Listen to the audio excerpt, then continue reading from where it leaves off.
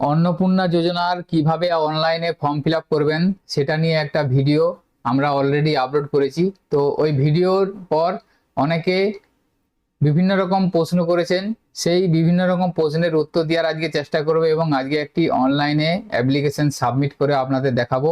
অর্থাৎ এই online application করতে যাওয়ার সময় অনেকে অনেক রকম সমস্যার সম্মুখীন হচ্ছেন। কি কি সমস্যার সম্মুখীন অনেকে হচ্ছেন এবং তার সমাধান কি, সেটা আজকের ভিডিওর মাধ্যমে আপনারা জানতে পারবেন এবং আপনাদের যে ডকুমেন্টস, সেই ডকুমেন্টসের স্ক্যানের বিষয়টাও দেখাবো এবং একটা অ্যাপ্লিকেশন সম্পূর্ণ কমপ্লিটভাবে সাবমিট করে দেখাবো। তাই ভিডিওটি স্কিপ না করে আপনারা সম্পূর্ণ দেখবেন এবং আমাদের সাথে থাকবেন। তো প্রথমেই আপনাদের বলে রাখি, আপনারা যখন অনলাইনে ফর্ম ফিল আপ করবেন, এখানে ব্যাংক অ্যাকাউন্ট আপনাদেরকে ডিটেলস কিছু দিতে হচ্ছে না। তাহলে আপনাদের মনে এই প্রশ্নটা আসতে পারে, যখন আপনারা অফলাইনে ফর্ম ফিল আপ করছেন সেখানে আবেদনকারী, পরিবারের প্রধান এছাড়া অন্যান্য মেম্বারের ব্যাংকের ডিটেলস দিতে হচ্ছে, তাহলে অনলাইনে দিতে হচ্ছে না কেন? এটা কি কোনো সমস্যা হবে? না, সেক্ষেত্রে কোনো সমস্যা হবে না। কারণ প্রথম যখন 3/6/2026 তারিখে অনলাইন পোর্টাল চালু করা হয়, সেই সময় ব্যাংকের ডিটেলসের অপশন ছিল, কিন্তু বর্তমানে সেই ব্যাংকের ডিটেলস অপশনটা তুলে নেওয়া হয়েছে। কারণ এই অন্নপূর্ণা যোজনার অ্যাপ্লিকেশনটা আরো সহজ করার জন্য এই ডিটেলসটা তুলে নেওয়া হয়েছে। এরপরে আপনাদের মনে প্রশ্ন হতে পারে, যেহেতু বেনিফিশিয়ারি বা আবেদনকারীর ব্যাংকের ডিটেলস আমরা দিচ্ছি না, সেক্ষেত্রে সেই আবেদনকারী বা বেনিফিশিয়ারি তার অন্নপূর্ণা যোজনার টাকা কিভাবে পাবেন? সেটা হচ্ছে, যেহেতু অন্নপূর্ণা যোজনাটি ডিবিডি সিস্টেমে টাকা ক্রেডিট হবে, সেই জন্য ব্যাংকের অ্যাকাউন্টের কোনো প্রয়োজন নেই। আপনারা এখানে আবেদনকারীর আধার নাম্বারটা দিচ্ছেন, ওই আবেদনকারীর আধার নাম্বারে যে ব্যাংকের ডিবিডি চালু করা আছে সেই ব্যাংকটা অটোমেটিক ফ্যাচ হয়ে যাবে এবং সেই অ্যাকাউন্টে ক্রেডিট হয়ে যাবে। সেই জন্য ব্যাংকের ডিটেলসটা এখানে আর প্রয়োজন হচ্ছে না। তো এরপর দেখুন, অনেকে বলছেন যে অ্যাপ্লিকেন্ট লগ ইন যে অপশন আছে, সেই অ্যাপ্লিকেন্ট লগ ইনে যে রেজিস্টার মোবাইল নাম্বার, এই রেজিস্টার মোবাইল নাম্বারটা কার দিতে হবে? সেটা আবেদনকারীর মোবাইল নাম্বার দিতে হবে, না পরিবারের যিনি প্রধান তার মোবাইল নাম্বার দিতে হবে? এবং এই রেজিস্টার মোবাইল নাম্বারটা কি আধারের সাথে বা ব্যাংকের সাথে সংযুক্ত থাকতে হবে? তো এখানে বলে রাখি যে অ্যাপ্লিকেন্টের লগ ইন বা রেজিস্ট্রেশন করছেন, এখানে যে মোবাইল নাম্বারটা দিবেন সেই মোবাইল নাম্বারটা আধারের সাথে সংযুক্ত না থাকলেও হবে বা ব্যাংকের সাথে সংযুক্ত না থাকলেও হবে। আর এটা শুধুমাত্র আপনাদের রেজিস্ট্রেশন হচ্ছে, এই রেজিস্ট্রেশন দিয়েই আপনি একটা অ্যাপ্লিকেশন ফিল আপ করতে পারবেন। তো সেক্ষেত্রে এখানে ব্যাংক বা আধারের সাথে যুক্ত মোবাইল নাম্বার প্রয়োজন নেই, বা আপনার আবেদনকারী বা পরিবারের প্রধান যে কোনো একজনকার একটি সচল মোবাইল নাম্বার এটা আপনাকে দিতে হবে। কারণ এই মোবাইল নাম্বারে ওটিপিটা যাবে, মানে অ্যাক্টিভ মোবাইল নাম্বার একটা দিলেই হচ্ছে, সেটা ব্যাংক বা আধারে থাকার প্রয়োজন নেই এই রেজিস্টার মোবাইল নাম্বারের ক্ষেত্রে। এরপর দেখুন, এখানে আরেকটা বলা আছে, নোট দেওয়া আছে 3/6/2026 তারিখে যে প্রথম অনলাইন চালু হয়, 3 তারিখে যদি কেউ অনলাইনে অ্যাপ্লাই করে থাকেন তাকে পুনরায় আবার রিসাবমিট করতে হবে। কারণ 3 তারিখের অ্যাপ্লিকেশন ফর্মের সাথে এখন ফর্মটা অনেকটা ডিফারেন্স, সেজন্য তাদেরকে পুনরায় আবার রিসাবমিট করার জন্য বলা আছে। তাহলে এখানে আমি সর্বপ্রথম একটা ডিস্ট্রিক্ট চয়েস করব, যেটা আবেদন করছি তার ডিস্ট্রিক্টটা সিলেক্ট করে নিলাম। সে যে জেলা থেকে আবেদন করতে চাইছে সেই জেলাটা আপনাকে এখানে সিলেক্ট করে নিতে হবে। এরপরে রেজিস্টার মোবাইল নাম্বার একটা দিতে হবে, আমি বললাম একটা সচল রেজিস্টার মোবাইল নাম্বার আপনারা দিয়ে দেবেন। দেওয়ার পর এখানে ক্যাপচাটা লিখে রিকোয়েস্ট ওটিপি অপশনে ক্লিক করবেন। এরপরে দেখুন, আপনি যে মোবাইল নাম্বারটা দিবেন সেই মোবাইল নাম্বার একটা ওটিপি পাঠিয়ে দেওয়া হবে। এখান থেকে সেই ওটিপিটা আপনারা লিখবেন, লেখার পর ভেরিফাই অ্যান্ড কন্টিনিউ অপশনে ক্লিক করবেন। এরপরে আপনার সামনে এখানে দেখুন ফ্যামিলি ডেটা কালেকশনের যে ফর্ম, সেই ফর্মটা এখানে এসে যাবে। এরপরে আপনারা এখান থেকে একটা লগ ইনে আপনারা 10 জন মেম্বারের ডিটেলস আপনারা ফিল করতে পারবেন। তাহলে আপনারা একটা লগ ইন করে আপনারা পরিবারের সমস্ত মেম্বারের ডিটেলসটা এখানে অ্যাড করতে পারবেন। সেই ফ্যামিলি মেম্বারে 5 জন 10 জন হতে পারে। এরপর আপনাদেরকে অ্যাড মেম্বারে পরপর মেম্বারগুলোকে অ্যাড করতে হবে। তো এখানে ধরুন একটা ফ্যামিলি মেম্বারে এমন কোনো মহিলা আছে, ধরুন 25 থেকে 60 বছর বয়স, সেরকম মহিলা যদি 2 জন বা 3 জন থেকে থাকে, তাহলে এই একটা লগ ইনের মাধ্যমে আপনারা ওই 2 জন বা 3 জনের অন্নপূর্ণা যোজনার জন্য আবেদন করতে পারবেন। তাদেরকে আলাদাভাবে কোনো লগ ইন বা রেজিস্ট্রেশন করতে হচ্ছে না। মানে একটা ফ্যামিলি ধরুন 10 জন মেম্বার আছে, তার মধ্যে যদি 5 জন মহিলা এমন আছে 25 থেকে 60 বছর বয়স, তারা অন্নপূর্ণা যোজনার জন্য আবেদনের যোগ্য, তারা আবেদন করতে চাইছে, তাহলে তারা এই লগ ইনের মাধ্যমেই আবেদন করতে পারবে। সেক্ষেত্রে এই লগ ইনে তাদেরকে ইয়েস করতে হবে, সেটা আমি দেখিয়ে দেবো। তাহলে প্রত্যেক বেনিফিশিয়ারির জন্য আলাদাভাবে লগ ইন করার দরকার নেই, একটি পরিবারে একটি রেজিস্ট্রেশন বা ফর্ম ফিল আপ হবে, সেটাতেই 2-3 জন আবেদনকারী হতে পারে। তাহলে স্টেপ বাই স্টেপ আপনাদের ফর্মটা ফিল আপ করতে হবে। তো প্রথমেই দেখুন, আপনাদের এখানে আছে হেড অফ ফ্যামিলি, অর্থাৎ যিনি পরিবারের প্রধান, তার ডিটেলস আপনাকে এখানে দিতে হবে। পরপর স্টেপ বাই স্টেপ আপনারা ফিল আপ করবেন। তো এখানে দেখুন আছে টোটাল ফ্যামিলি মেম্বার, এখানে ওই পরিবারে টোটাল কতজন ফ্যামিলি মেম্বার সেই ডিটেলসটা এখানে আপনি দিবেন। যদি আপনাদের পরিবারে 2 জন মেম্বার হয়, 2 দিবেন। 2 দেওয়ার সাথে সাথে দেখুন এখানে হেড অফ ফ্যামিলির সাথে আরেকটা মেম্বার অ্যাড হয়ে গেছে, অর্থাৎ এই ফ্যামিলির 2 জন মেম্বার তাহলে দুইজনের ডিটেলস দিতে হবে। তো এই পরিবারে যদি 5 জন মেম্বার হয় তাহলে 5 লিখে দিন। 5 লিখলে দেখুন এখানে পরিবারের প্রধানের সাথে আরো 4 জনের মেম্বারের ডিটেলস এখানে ওপেন হয়ে গেছে। এইভাবে আপনারা পরিবারের যতজন সদস্য সেটা এখান থেকে আপনি লিখে দিবেন। লিখে দেওয়ার পর এটা অটোমেটিক সেট হয়ে যাবে। তো এরপরে আরো একটা যেটা সমস্যার কথা সেটা বলি, অনেকে জানতে চেয়েছেন যে ডকুমেন্টস আপলোড করব, আধার বা ভোটার ডকুমেন্টস আপলোড করতে হচ্ছে, সেটা কি অরিজিনাল স্ক্যান করে আপলোড করব না জেরক্স বা সেলফ অ্যাটেস্টেড করে আপলোড করতে হবে। তো এখানে ওয়েবসাইটে কোনো মেনশন করা নেই যে আপনাকে অরিজিনাল দিতে হবে বা জেরক্সের উপর সই করে আপলোড করতে হবে। আপনারা যদি অরিজিনাল আপলোড করেন সেটাও করতে পারেন, বা জেরক্সের উপর সেলফ অ্যাটেস্ট করে সেটাকে স্ক্যান করে আপলোড করতে পারেন, কোনো সমস্যা নেই। যেহেতু পার্টিকুলার করে মেনশন করা নেই, সেক্ষেত্রে আপনারা যে কোনো সিস্টেমে করতে পারেন, অরিজিনাল করতে পারেন এবং জেরক্সে অ্যাটেস্টেড করেও করতে পারেন। তো আপনারা যখন ফর্মটা ফিল আপ করবেন বা সাবমিট করার আগে ভালোভাবে চেক করে নেবেন, কারণ একবার যদি আপনারা ফাইনাল সাবমিশন করে দেন তাহলে আবার এডিটের কোনো অপশন নেই, সেক্ষেত্রে আপনারা সমস্যায় পড়বেন। তাহলে ফর্মটা আপনারা সঠিকভাবে সঠিক নিয়মে সঠিকভাবে ফিল আপ করবেন, তাহলে নাহলে পরবর্তী সময় আপনারা সাবমিট হয়ে যাওয়ার পর কোনোরূপ এডিট করতে পারবেন না। তো আরো একটা সমস্যা, হয়তো অনেকে ফর্ম ফিল আপ করে দিয়েছেন অনলাইনে, তারা জেরক্সটা শুধুমাত্র স্ক্যান করে আপলোড করে দিয়েছেন, জেরক্সে সই করেননি। এটাও অনেকে এটার মধ্যে কনফিউশন হয়ে যাচ্ছে সেই ধরনের ব্যক্তিরা, যে আমরা তাহলে জেরক্সটা শুধু দিয়ে দিয়েছি, সেলফ অ্যাটেস্টেড করা নেই বা অরিজিনাল দেয়, তাহলে কি আমাদের ফর্মটা বাতিল হয়ে যাবে? তো এখানে বলে রাখি, এভাবে কিন্তু ওয়েবসাইটে কিছু মেনশন করা নেই যে আপনাদেরকে অরিজিনালি দিতে হবে বা জেরক্স দিতে হবে বা সেলফ অ্যাটেস্টেড দিতে হবে। তাহলে আপনারা যখন জেরক্স দিয়েছেন তাহলে আপনার চিন্তা করার কিছু নেই, যেহেতু কোনো মেনশন করা নেই সেহেতু অসুবিধার কিছু নেই। তো এরপরে আপনারা ফর্মটা ফিল আপ করার জন্য সর্বপ্রথম হেড অফ ফ্যামিলির ডিটেলসটা দেবেন, যিনি হচ্ছে পরিবারের প্রধান, তার ডিটেলসটা আধার কার্ড অনুযায়ী তার নামটা এখানটা লিখে দেবেন। লিখে দেওয়ার পর তার ডেট অফ বার্থটা এখানে লিখবেন। লেখার পর এখান থেকে জেন্ডারটা সিলেক্ট করবেন, যিনি পরিবারের প্রধান তার জেন্ডার সিলেক্ট করলেন, এবং এখান থেকে আপনারা ক্যাটাগরিটা সিলেক্ট করবেন। ওই পরিবার যদি সাধারণ ফ্যামিলি হয়ে থাকে তাহলে জেনারেল করবেন ইউআর, এবং এসসি এসটি ওবিসি যেটা আপনারা এখান থেকে সিলেক্ট করবেন। সিলেক্ট করার পর এইখানটাতে দেখুন একটা কন্ট্যাক্ট নাম্বার দিতে হবে, অর্থাৎ আপনি পরিবারের প্রধানের ফর্মটা ফিল আপ করছেন, পরিবারের প্রধানের কন্ট্যাক্ট নাম্বারটা দিবেন, সেটা যেন আধারে সংযুক্ত থাকে। অর্থাৎ পরিবারের প্রধানে আধার কার্ডে যে মোবাইল নাম্বার দেওয়া আছে সেই মোবাইল নাম্বারটা এখানে লিখে দেবেন। তো এখানে টোটাল নাম্বার অফ ফ্যামিলি আমি আগেও সেট করে দিয়েছি, যেহেতু আমি যেটা ফিল আপ করছি সেটা 2 জন মেম্বার, সেজন্য আমি 2 সিলেক্ট করে দিয়েছি। দেখুন 2টো মেম্বার অপশন ওপেন হয়ে গেছে। এরপর এখানে প্রতিবন্ধী স্ট্যাটাসটা যদি হয়ে থাকে ইয়েস করবেন, না হলে নো করে দেবেন। এরপরে এখানে দেখুন আছে আধার কার্ড ডিটেলস, এখানে যিনি পরিবারের প্রধান আছেন তার আধার নাম্বারটা এখানে আধার নাম্বারের জায়গায় লিখে দিবেন। আধার নাম্বার লিখে দেওয়ার সাথে সাথে দেখুন আধার কার্ড এখানে আপলোড করতে হবে বলবে। আধার কার্ডটা আপনাদের 200 কেবির মধ্যে সাইজ হতে হবে। জেপিজি, পিএনজি, পিডিএফ এবং জেপিজি যে কোনো ফরম্যাটে আপনারা আপলোড করবেন। তো আমি ভিডিও শেষে দেখাবো আপনারা কিভাবে আইডি কার্ড অর্থাৎ বোথ সাইড ফ্রন্ট পেজ এবং ব্যাক পেজ দুটো পেজই একটা পেজে কিভাবে আপনারা পিডিএফ করবেন এবং স্ক্যান করার সাথে সাথে আপনাদের 200 কেবির মধ্যে স্ক্যান হবে, সেটা কিভাবে করবেন। একটা মোবাইল অ্যাপ্লিকেশন আছে, সেই মোবাইল অ্যাপ্লিকেশনের মাধ্যমে আমি ভিডিও লাস্টের দিকে দেখাবো। খুব সহজে আপনারা সরাসরি 200 কেবির নিচে স্ক্যান করতে পারবেন দুটো পিটি, সেটা আমি আপনাদের দেখিয়ে দেবো। তো এখান থেকে ফাইলটা আপনাকে আপলোড করতে হবে, পরিবারের প্রধানের যে আধার কার্ড সেই আধার কার্ড ফাইলটা এখানে আপলোড করে নিতে হবে। এখন আপলোড করার পর আপলোড সাকসেসফুলি এসে যাবে। এখান থেকে ভিউ অপশনে ক্লিক করে আপনি সেই ডকুমেন্টসটা দেখে নিতে পারবেন যে ডকুমেন্টসটা আপনারা আপলোড করলেন। এরপরে পার্মানেন্ট অ্যাড্রেস অর্থাৎ ওই পরিবারের যিনি প্রধান তার হচ্ছে স্থায়ী ঠিকানাটা এখানে লিখে দিবেন। লিখে দেওয়ার পর এখানে ডিস্ট্রিক্টটা সিলেক্ট করাই থাকবে। এরপর এখান থেকে রুরাল বা আরবান এটা করবেন, গ্রামাঞ্চল হলে রুরাল করবেন এবং মিউনিসিপ্যালিটি হলে আরবান করে দেবেন। এখান থেকে পিনকোড নাম্বারটা আপনারা ড্রপ ডাউনে এসে যাবে, আপনার পিনকোড নাম্বারটা সিলেক্ট করবেন। পিনকোড নাম্বার সিলেক্ট করার সাথে সাথে এখান থেকে পোস্ট অফিসগুলো লিস্টে এসে যাবে, আপনারা পোস্ট অফিসটা এখান থেকে সিলেক্ট করে নেবেন। পোস্ট অফিস সিলেক্ট করার সাথে সাথে এখান থেকে পুলিশ স্টেশনটা আসবে। পুলিশ স্টেশনটা আপনারা এখান থেকে ড্রপ ডাউন থেকে সিলেক্ট করবেন। পুলিশ স্টেশন সিলেক্ট করার পর এখান থেকে আপনাদের ব্লক এসে যাবে, ব্লকটা আপনারা সিলেক্ট করে নেবেন। ব্লক সিলেক্ট করার সাথে সাথে গ্রাম পঞ্চায়েতে এসে যাবে, গ্রাম পঞ্চায়েত আপনাকে এখান থেকে সিলেক্ট করতে হবে। অ্যাড্রেসটা এইভাবে ফিল করে নেবেন। এরপরে নিচে আছে দেখুন ভোটার কার্ড ডিটেলস, এখানে ভোটার কার্ডের ডিটেলসটা দিতে হবে। পরিবারের প্রধানের ভোটার কার্ডের ডিটেলস দিবেন। এখানে দেখুন এপিক নাম্বার অর্থাৎ পরিবারের প্রধানের ভোটার কার্ড নাম্বারটা এখানে লিখে দিবেন। লিখে দেওয়ার পর এখানে দেখুন আছে বিধানসভা ক্ষেত্র অর্থাৎ ওই পরিবার কোন বিধানসভার ভোটার কার্ডটা যে বিধানসভা আছে সেই বিধানসভা ক্ষেত্রটা এখান থেকে ক্লিক করবেন। ক্লিক করার সাথে সাথে দেখুন 1 2 করে এসে যাবে এবং ওই পরিবারের বিধানসভা ক্ষেত্র যেটা আছে সেটা দেখুন ভোটার কার্ডে লেখা থাকবে, সেটা এখান থেকে সিলেক্ট করে নেবেন। সিলেক্ট করে নেওয়ার পর পার্ট নাম্বার অর্থাৎ ওই পরিবার যে ভোট দেয় সেই কত নম্বর পার্ট বা অংশ, সেই অংশ নাম্বারটা বা পার্ট নাম্বারটা এখানে লিখে দিবেন। এরপর দেখুন ভোটার কার্ড যখনই আপনি আপলোড করলেন, ভোটার কার্ডটাও সেম 200 কেবির মধ্যে আপনাকে আপলোড করতে হবে। এখানে ভোটার কার্ডটা আপলোড করে নেবেন পরিবারের প্রধানের।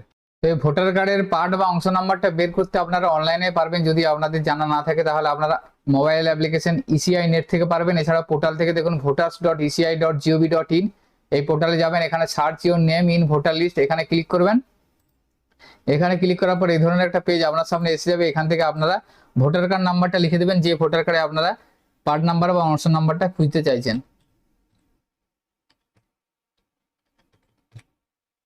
লিখে দেওয়ার পর এখানে স্টেটটা সিলেক্ট করবেন। সিলেক্ট করার পর যে ক্যাপচা আছে সেই ক্যাপচাটা সার্চে ক্লিক করার সাথে সাথে দেখুন ডিটেলসটা শো করে যাচ্ছে এবং এখানে পার্ট সিরিয়াল এখানে এসে যাবে। দেখুন এখানে অ্যাসেম্বলি কনস্টিটিউশনসি অর্থাৎ বিধানসভা ক্ষেত্র ডিটেলসটা এখানে আসছে।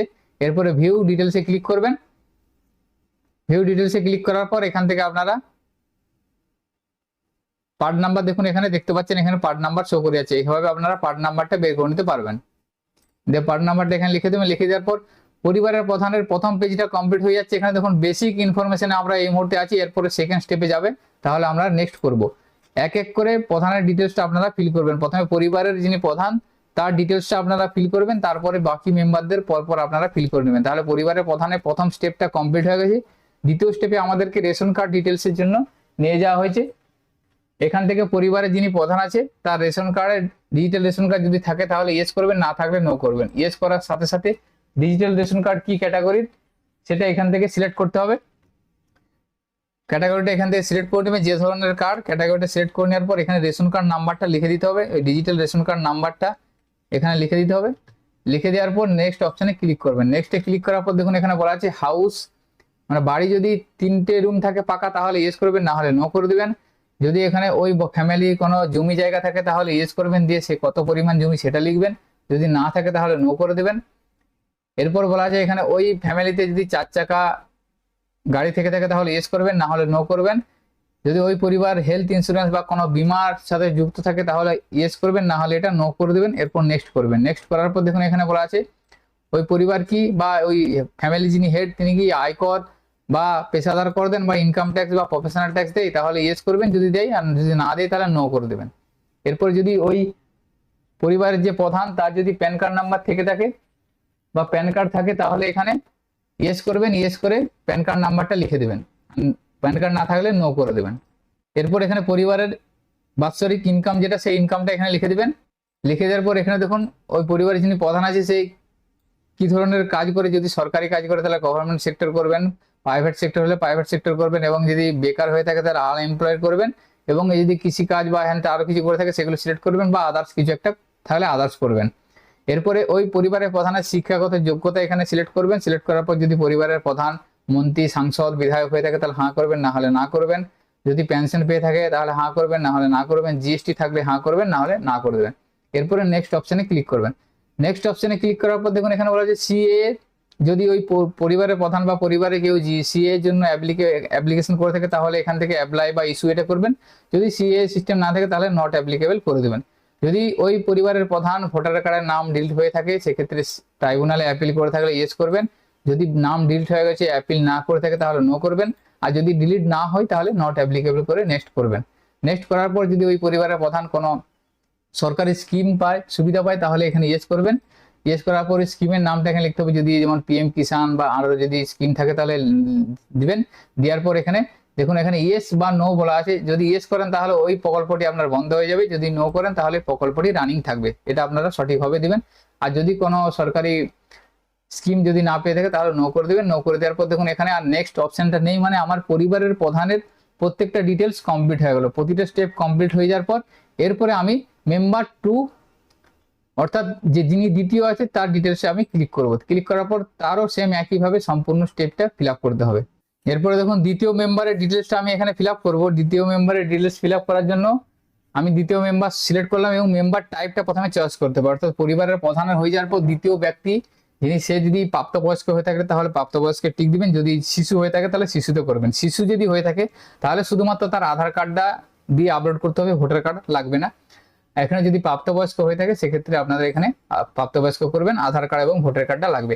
সেম একইভাবে পরিবারের প্রধানের যেমন করলেন সেখানে আধার কার্ড অনুযায়ী তার নাম লিখবেন, পরিবারের দ্বিতীয় যে মেম্বার। এখান থেকে পরিবারের প্রধানের সাথে সম্পর্কটা সিলেক্ট করে নেবেন। সিলেক্ট করে নেওয়ার পর বাকি ডিটেলসগুলো একইভাবে থাকছে, আপনারা স্টেপ বাই স্টেপ করবেন, এটা আর বলছি না, কারণ পরিবারের প্রধানটা দেখালাম, date of birth, gender, category, mobile number, Aadhaar number দিয়ে আপলোড করবেন, এখানে ভোটার কার্ড নাম্বার দিয়ে, পার্ট নাম্বার দিয়ে নেক্সট করবেন। তো এখানে যদি ধরুন কোনো মেম্বার প্রাপ্তবয়স্ক অর্থাৎ 18 প্লাস তার বয়স, কিন্তু তার ভোটার কার্ড নেই, সেক্ষেত্রে সেই মেম্বারকে এখানে অ্যাড করা যাবে না, কারণ 18 প্লাস হওয়ার সাথে সাথে আপনাদের এখানে ভোটার কার্ডের অপশনটা ম্যান্ডেটরি হয়ে যাবে।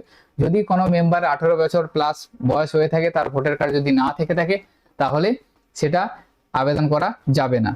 এখানে ডিটেলসটা আমি দ্বিতীয় মেম্বারে ফিল করলাম, এরপর নেক্সটে ক্লিক করব।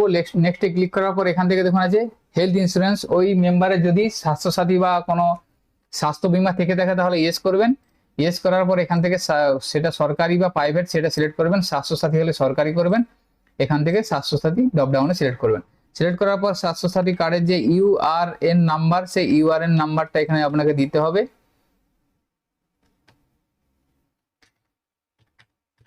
দিয়ে দেওয়ার পর এখানে নেক্সট অপশনে ক্লিক করবেন। নেক্সটে ক্লিক করার পর দেখবেন ওই দ্বিতীয় মেম্বার যদি ইনকাম ট্যাক্স বা পি ট্যাক্স দিয়ে থাকে তাহলে ইয়েস করবেন, না হলে নো করবেন। প্যান কার্ড থাকলে ইয়েস করবেন, না হলে নো করবেন। ওই মেম্বার কি ধরনের কর্মের সাথে যুক্ত সেটা আপনারা এখানে সিলেক্ট করবেন। সিলেক্ট করার পর যোগ্যতাটা সিলেক্ট করে নেবেন, শিক্ষাগত। এরপরে এগুলো ইয়েস নো, যেটা পেনশন বা জিএসটি, আমি মেম্বার পরিবারের প্রধানের যেভাবে বললাম সেভাবে এটা সিলেক্ট করে নেবেন, এরপর নেক্সট করবেন। নেক্সট করার পর সিএএ বা এসআইআর এর যেটা বললাম আগে, একই সিস্টেম আছে, সেটা আপনারা দেখে নেবেন। নেক্সট করে দেবেন। নেক্সট করে দেওয়ার পর দেখুন এখানে ওই পরিবারের যে যদি ফিমেল মেম্বার বা মহিলা থাকে তাহলে 25 থেকে 60 বছর বয়সী হলে তার এই অপশনটা এসে যাবে, অন্নপূর্ণার জন্য আবেদন করতে চাইছেন কিনা, এটা ইয়েস করে দেবেন। ইয়েস করে দেওয়ার পর দেখুন এখানে বলা যে সেই মহিলা কোনো সরকারি স্কিম পাচ্ছেন কি ডিবিটি যুক্ত সাথে, সেক্ষেত্রে আপনার লক্ষ্মীর ভান্ডার যদি কেউ পেয়ে থাকে তাহলে লক্ষ্মীর ভান্ডারটা সিলেক্ট করবেন। সিলেক্ট করার পর লক্ষ্মীর ভান্ডার যদি বন্ধ করতে চান ইয়েস করবেন, না হলে নো করে দেবেন। এরপর আপনার এখানে নেক্সট অপশনটা নেই, মানে এই স্টেপটা কমপ্লিট হয়ে যাচ্ছে। এরপরে দেখুন আমার যেহেতু দুটো ডিটেলস ছিল সেই জন্য দুজনকার ডিটেলস আমার কমপ্লিট হয়ে গেল। তো এখানে শিশু যদি হয়ে থাকে, শিশু সিলেক্ট করলে আপনাদের এখানে শিশুর ভ্যাকসিনেশনের ডিটেলসটা ইয়েস করতে হবে এবং শিশুটা কোন বিদ্যালয়ে পড়ে তার ডিটেলসটা আপনাকে ফিল করতে হবে শিশুর ক্ষেত্রে। এটা এইভাবে আপনারা যতগুলো মেম্বার আছে সমস্ত ডিটেলসটা ফিল করবেন। এরপরে ডিক্লারেশন এন্ড কনসার্নে ক্লিক করবেন, এখানে টিক দিবেন, দেওয়ার পর এখানে সাবমিট অ্যাপ্লিকেশন করে দেবেন। সাবমিট অ্যাপ্লিকেশন করার সাথে সাথে আপনার কাছে দেখুন অ্যাপ্লিকেশনটা সাবমিট হয়ে যাবে, একটা টেম্পোরারি অ্যাপ্লিকেশন আইডি জেনারেট হয়ে যাবে। পরবর্তী সময় আপনাদের এটা অফিসিয়ালি ভেরিফাই বা অ্যাপ্রুভ হয়ে যাওয়ার পর আপনারা টাকা পাবেন। তো এই অ্যাপ্লিকেশন অফিসে কোনো জমা দেওয়ার প্রয়োজন নেই, শুধুমাত্র আপনারা অনলাইনে অ্যাপ্লিকেশনটা করবেন। তো এরপর আমি মোবাইল অ্যাপ্লিকেশনের মাধ্যমে কিভাবে আপনারা ডকুমেন্টস, যে কোনো ডকুমেন্টসকে খুব সহজেই বোথ সাইড একসাথে পিডিএফ করতে পারবেন এবং সাইজটা 200 কেবির মধ্যে আনতে পারবেন একটা ক্লিকেই, সেটা আমি আপনাদের দেখাচ্ছি। দেখুন সেটা সরাসরি আপনারা আপনাদের মোবাইল ফোন থেকে করতে পারবেন। আপনারা আপনাদের গুগল প্লে স্টোরে যাবেন, মোবাইল ফোনে সেখানে ডকুমেন্ট স্ক্যানার বলে অ্যাপ্লিকেশন সার্চ করবেন। এই অ্যাপ্লিকেশনটা আপনারা দেখতে পাচ্ছেন, এটা আপনারা ইনস্টল করবেন। ইনস্টল করার পর ওপেন করবেন। ওপেন করার পর সমস্ত অ্যালাউ করবেন। অ্যালাউ করার পরে প্লাস আইকনে ক্লিক করবেন। ক্লিক করার পর এখানে স্ক্যান ফ্রম ক্যামেরা এই অপশনটায় ক্লিক করবেন। অপশনে ক্লিক করার পরে আইডি কার্ড অপশনটাই সিলেক্ট করবেন। আইডি কার্ড অপশনে সিলেক্ট করার পর আপনারা এখান থেকে টু সাইড আইডি কার্ড এটা সিলেক্ট করবেন। সিলেক্ট করার পর প্রথমে দেখুন আছে এখানে ক্যাপচার করে নিলেন। ক্যাপচার করার পর আপনারা কন্টিনিউ করবেন। কন্টিনিউ করার পর সেকেন্ড পেজটা আপনারা এখানে সিলেক্ট করবেন। সিলেক্ট করার পর এখানে আবার ক্যাপচার করবেন, অর্থাৎ একটা আইডি কার্ডে দুবার সিলেক্ট করলেন। সিলেক্ট করার পর এখানে ডক নেমের জায়গায় আপনারা নামটা দিয়ে দিবেন। নাম দিয়ে দিলেন। নাম দেওয়ার পর এখানে কন্টিনিউ অপশনে ক্লিক করলেন। কন্টিনিউ অপশনে ক্লিক করার পর দেখুন দুটো পেজ আপনার একটা পেজেতেই টু সাইড এসে যাচ্ছে। এরপর এখানে রাইট অপশনে ক্লিক করবেন। ক্লিক করার পর এখান থেকে আপনারা সেভ অপশনে যাবেন। সেভ অপশনে যাওয়ার পর সেভ এন্টায়ার ডকুমেন্টস এখানে ক্লিক করবেন। এখানে ক্লিক করার পর দেখুন আপনাকে এখানে সেভ অ্যাজ পিডিএফ এসে যাচ্ছে এবং এখানে দেখুন আমরা সাইজটা কত আছে 1.6 MB সাইজ আছে, যেহেতু আমার 200 কেবির প্রয়োজন তাহলে এখানে কম্প্রেস নাও অপশনে ক্লিক করবেন। ক্লিক করার পর এটা আপনারা কমাতে থাকবেন, দেখবেন সাইজটা আপনার কমে যাবে।